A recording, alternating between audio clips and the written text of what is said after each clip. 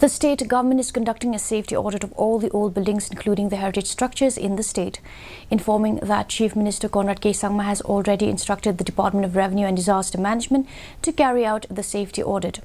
Cabinet Minister and MDA2 spokesperson Paul Lingdor said the safety audit is expected to be completed in a span of 4 to 6 months.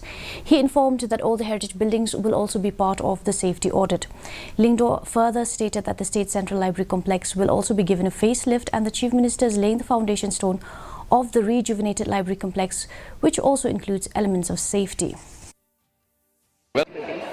Well, this is a subject that actually belongs to the Revenue and Disaster Management Department.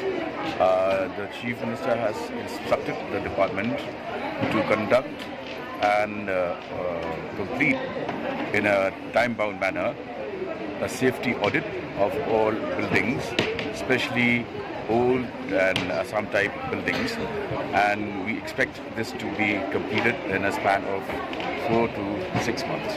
Well, from the art and culture. For instance, I can tell you that today the State Central Library Complex will be given a facelift.